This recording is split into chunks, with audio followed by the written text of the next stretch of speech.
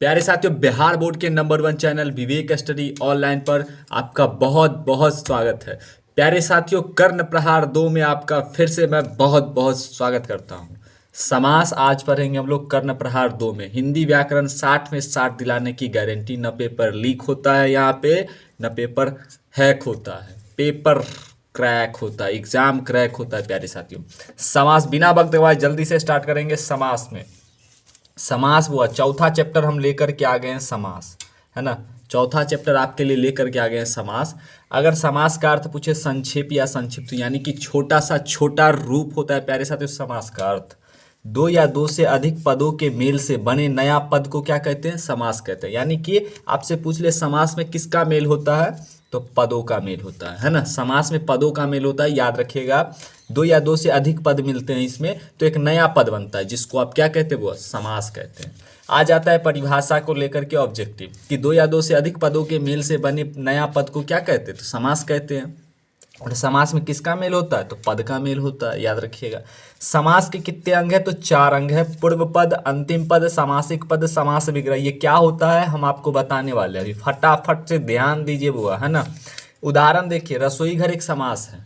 रसोई घर एक समास है, और ये पूरे समास को हम लोग समासिक पद कहते हैं। देखिए, समासिक पद इसका भाग है ना, समास का अंग है ना, तो समासिक पद हो गया, पूरा समास है ये। और इसको हम लोग जो तोड़ते हैं, रसोई घर को हम तोड़ दिए तो रसोई के लिए घर हो गया। तो एकरा जो तोड़े हैं तो एकरा कहते हैं समास विग्रह।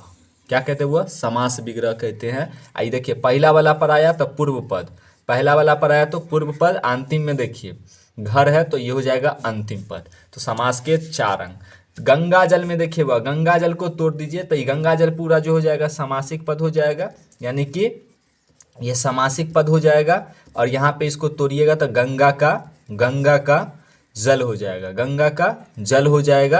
और देखिए, पहला पर आया तो ये हो जाएगा पूर्व पद, यानी कि प्रथम पद, पूर्व पद। और देखिए अंतिम में कौन आया? जल आया, तो ये हो जाएगा अंतिम पद, है ना। क्या हो जाएगा? अंतिम पद।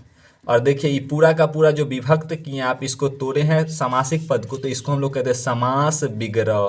क्या कहते हैं वो आप? समास विग्रह कहते हैं ना, समास विग्रह, याद रखिएगा। फटाफट से हम लोग आगे बढ़ेंगे। समास के भेद को देख ले तो समास के भेद कितने होते हैं? वो 6 होता है, याद रखिएगा। अव्ययी भाव समास, तत्पुरुष समास, द्विगु समास, द्वंद्व समास, क्रमधारय समास, बहुव्रीहि समास। ये 6 प्रकार है समास के। अव्ययी भाव समास, अव्ययी भाव समास क्या है? तो अव्ययी भाव समास को समझिए बुआ, है ना। अव्ययी भाव को आप समझिए। तो अव्ययी भाव समास जो है, अव्ययी भाव समास, अव्ययी भाव समास याद रखिएगा बुआ। 10th के बिहार बोर्ड में आपको 10th के बिहार बोर्ड में 60 अंक का परचम लहराना है हिंदी व्याकरण से। 60 अंक का परचम लहराना है हिंदी व्याकरण से, तय कर लीजिए आप। तो हम स्टार्ट कर दे। स्टार्ट करते हुआ, अव्ययी भाव समास क्या है? तो शब्द के पहले उपसर्ग लग जाए। कौन सा उपसर्ग? प्रति, भर, यथा, आ, प्र लगा रहता है, तो उसे हम लोग अव्ययी भाव समास कहते हैं। जैसे देखिए, प्रतिदिन में बुआ प्रति उपसर्ग है, तो ये कौन समास हो जाएगा? अव्ययी भाव समास हो जाएगा। प्रतिकार में देखिए, पहले प्रति लगा हुआ है तो प्रति जो है लग गया, तो अव्ययी भाव समास हो गया। भर पेट में देखिए, भर उपसर्ग लग गया, उपसर्ग लग गया, अव्ययी भाव समास हो गया। भर यहाँ पे भर दिन में देखिए, तो अव्ययी भाव समास। यथा विनम्र, यथा लग गया तो यहाँ पे हो जाएगा अव्ययी भाव समास। यथाशक्ति अव्ययी भाव समास। आ जन्म देखिए, आ उपसर्ग है तो अव्ययी भाव समास। आग्रह, आ है तो अव्ययी भाव समास। प्रलोक, प्र लग गया, प्रजीव में प्र लग गया, ये सब क्या हो जाएगा? अव्ययी भाव समास। अब देखिए दूसरा, ये तो हो गया कि उपसर्ग लगा रहेगा तो अव्ययी भाव समास होगा, पहचान कर लेंगे। अब कभी कभी दोनों पद समान आ जाते हैं और बीच में योजक चिन्ह लग जाता है, तो शब्द या पद समान हो। देखिए, धीरे धीरे, जब जब, छन छन, पल पल, पल पल न माने टिंकू जिया, है ना। धीरे धीरे से मेरी जिंदगी में आना, गाना है ना। धीरे धीरे हो गया, पल पल हो गया, छन छन हो गया, जब जब हो गया, है ना। तो पद समान दिख रहे हैं और बीच में योजक चिन्ह लगा हो तो आप कहिएगा अव्ययी भाव समास। पद समान सर, बीच में योजक चिन्ह मार देंगे खटाक से, क्या बात, तर तर तर तर तरा देना जाके अव्ययी भाव समास में। आगे बढ़ जाएंगे बुआ।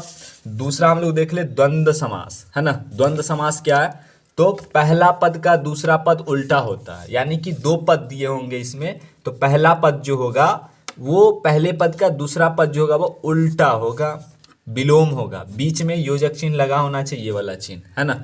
जैसे देखिए उदाहरण में माता पिता, देखिए बीच में योजक चिन्ह लगा हुआ है, ये माता, माता शब्द का जो है विलोम क्या हो जाए, उल्टा पिता होता है, तो माता पिता, माता पिता द्वंद्व समास का उदाहरण है। चाचा चाची, देखिए चाचा जो है, चाचा जो है, चाचा शब्द का उल्टा शब्द क्या हो जाता है, चाची, विलोम शब्द चाची होता है ना, तो हो जाएगा बीच में योजक चिन्ह द्वंद्व समास।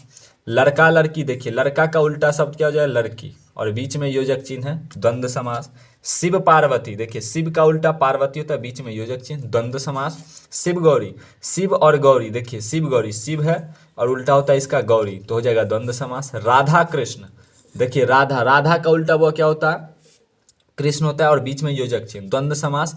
पाप पुण्य द्वंद्व समास हो जाएगा। दिन रात द्वंद्व समास। सुख दुख द्वंद्व समास। ठंडा या गर्म, देखिए ठंडा हो गया और या गर्म, कभी कभी योजक चिन्ह नहीं देता है, या दे देता है और लगा देता है। अब यहाँ पे लिख दे दाल और रोटी, दाल और रोटी, दाल और रोटी, देखिए ये योजक चिन्ह हटा करके और लगा दिए, या लगा दिए, तथा लगा दिए, लेकिन लगा दिए, ये सब लग जाएगा। लेकिन पहले पद का उल्टा होना चाहिए दूसरा पद, तो द्वंद्व समास हो जाएगा। नर नारी, देखिए नर का उल्टा क्या होता है, नारी, द्वंद्व समास हो जाएगा। दाल रोटी द्वंद्व समास हो जाएगा।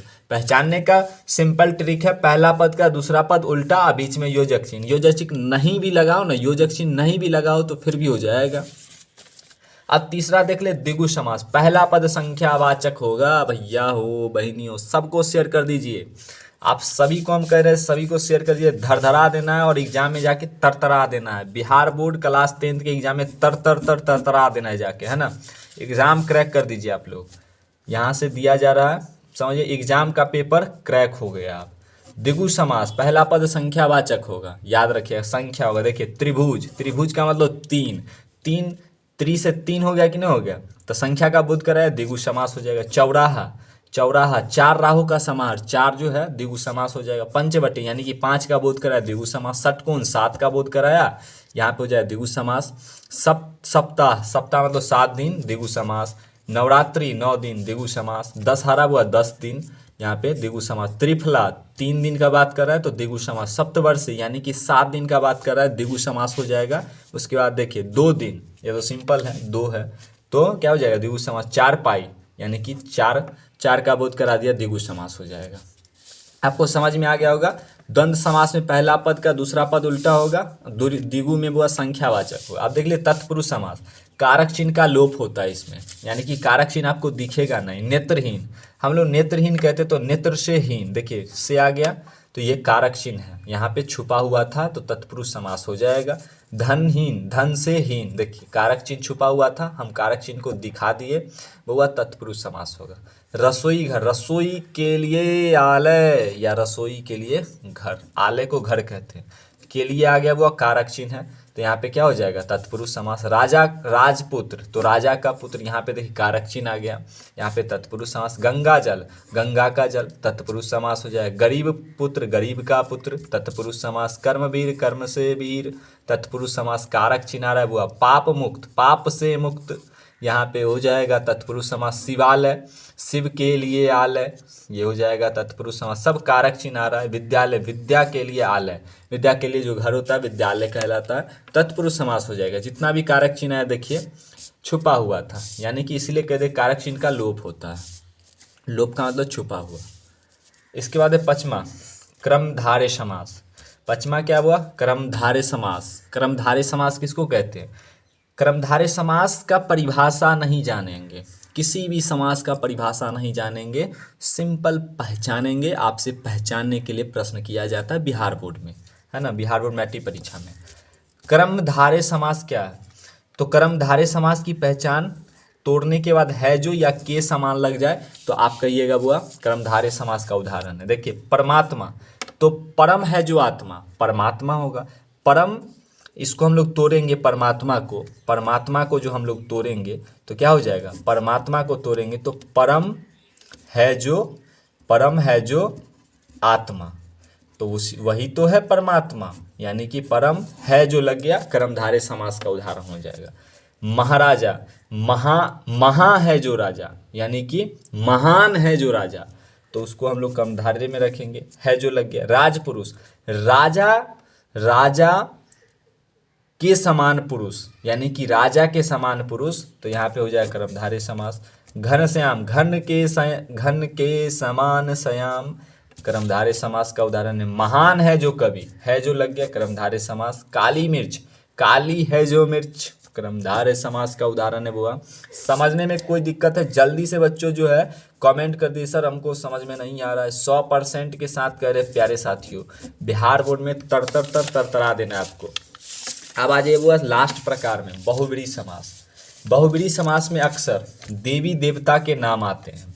बहुव्रीहि समास में देवी देवता का नाम का बोध कराएगा हमेशा के लिए, बहुव्रीहि समास की पहचान है। दोनों पद प्रधान होते हैं या नहीं होते हैं, तो आप कहिएगा बहुव्रीहि समास में दोनों पद प्रधान नहीं होते हैं। प्यारे प्यारे नन्हे मुन्नो, बिहार बोर्ड में तहलका मचाने वाले सिरनियों जो है दोनों पद प्रधान नहीं होते, याद रखिएगा। देवी देवताओं के नाम आएंगे इसमें। नीलकंठ, बताइए नीलकंठ जो है बताइए नीलकंठ किसका बोध कराता है, तो नीलाकंठ किसका होता है, साक्षात शंकर जी का, शिव का होता है। तो अलग भगवान का नाम का बोध करा दिया ना, अलग अर्थ बता दिया ना। तीसरा यहाँ पे इसका अलग अर्थ बता दिया, बहुव्रीहि समास। पीताम्बर, पीला है जो अंबर, यानी कि किसका जो है कपड़ा पीला होता है, तो आपका यह विष्णु जी का होता है, बहुव्रीहि समास हो गया, अलग अर्थ बता दिया। लंबोदर, लंबा है जो उदर जिसका पेट लंबा होता है उसको क्या कहते हैं, गणेश जी। दशानन, रावण है। चक्रपाणी, विष्णु जी चक्र धारण किए हुए पानी में। शूलपाणी, शिव है, यानी कि त्रिशूल रखे हुए होते हैं। पंचमुखी, बजरंगबली को कहते हैं। मृत्युंजय, शिव, यानी कि जिसका मृत्यु नहीं हो सकता वो कौन है, तो शिव है, क्योंकि विष को जो है धारण किए हुए हैं कंठ में। चंद्रशेखर, चंद्र यानी कि जिसके सिर पर चंद्रमा हो तो वो शिव है। मुरलीधर, कृष्णा। त्रिलोचन, शिव है, यानी कि त्रिलोचन हुआ किसको कहते हैं, जिसका नेत्र 3 गो हो तो ओकरा शिव कहते हैं। मुरलीधर कौन किसको कहते हैं, जो बजाता है ये, तो उसको हम लोग क्या कहते हैं, कृष्णा के। जो बांसुरी बजाता है उसको मुरलीधर कहते हैं, तो कौन बजाता है, कृष्ण ही बजाते हैं। तो बहुव्रीहि समास की पहचान अक्सर देवी देवताओं का नाम आता है, अलग अर्थ बताता है। 110% आपको समझ में आ रहा है कि नहीं आ रहा है। अगर आ रहा है तो प्यारे साथियों यस के साथ लाल वाला दिल भेज दीजिए, नहीं आ रहा है तो नो के साथ काला वाला दिल भेज दीजिए, है ना। तो अब हम लोग जो है आज जो है बुआ बता दिए आपको समास, है ना। समास कर्ण प्रहार 2 में आपको समास क्लियर करा दिए। अब कर्ण प्रहार 3 में आपको आगे जानिएगा कारक के बारे में। उसके बाद आप जानिएगा बुआ उसके बाद उसी वीडियो में कर्ण प्रहार 3 में बुआ कारक के साथ साथ आप जानिएगा विशेषण, है ना। तो मिलते हैं बच्चों नेक्स्ट वीडियो में, तब तक के लिए तहलका मचा दीजिए बिहार बोर्ड में। मेरे प्यारे शेरनियों, आप लोग को जो है तलवार के तरह जाके जो है धार पिजा करके जो है बिहार बोर्ड में प्रश्न को जो है शिवअस्त्र चला देना है। और कर्ण प्रहार 3 में आपसे मिलते हैं, कर्ण प्रहार 3 में प्यारे साथियों मिलते हैं आपसे।